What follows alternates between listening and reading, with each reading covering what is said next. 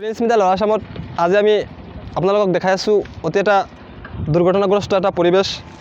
আপোনালোকে দেখা পাই আছে ইয়াত খলিচাবিটাৰ পৰা লক্ষীপুৰ সংযোগী যিটো PWD ৰোড, ইয়াত ধুমাৰঘাটৰ 4 আলিত অৱস্থিত RCC ব্ৰিজৰ এপ্ৰ'চত আপোনালোকে দেখা পাই আছে কেনেকৈ এটা মালবাহী ট্ৰাক দুৰ্ঘটনাগ্ৰস্ত হৈ পৰিছে। এই ৰাস্তাখন আজিৰ পৰা 2-3 মাহ আগত এই ৰাস্তা প্ৰথম পানীৰ সময়ত এই ৰাস্তাখন যা গৈছিল 70% ৰাস্তা ইতিমধ্যে এই ৰাস্তাখন যা গৈছে, পকী ৰাস্তাখন ব্ৰিজৰ এপ্ৰ'চখন।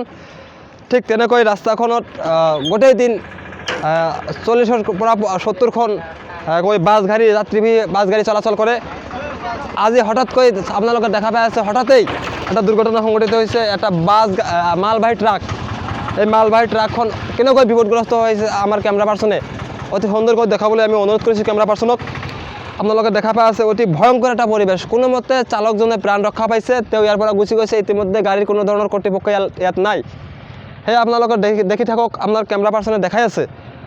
মই পুনৰ কৈ আছোঁ, খলিচাবিটাৰ পৰা লক্ষীপুৰ সংযোগী যিটো PWD ৰাস্তা, ধুমাৰঘাট RCC ব্ৰিজৰ এপ্ৰ'চ অতি ভয়াৱহ এটা যাক ডেঞ্জাৰ বুলি আমি ক'ব পাৰি।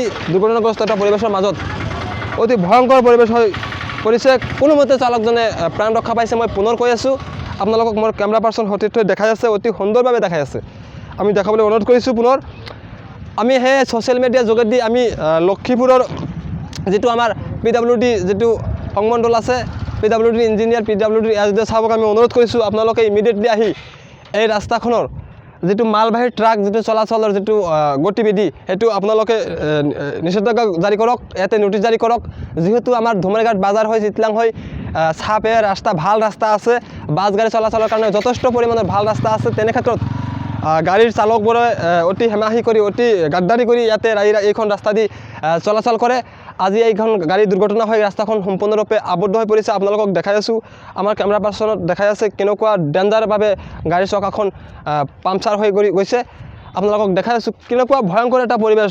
গাড়ীখন যা গজাৰ লগে লগে চালকজন থিতাতে মৃত্যু হ'লে হয়, কিন্তু ভগৱানৰ দয়াত চালকজনে প্ৰাণ ৰক্ষা পাইছে।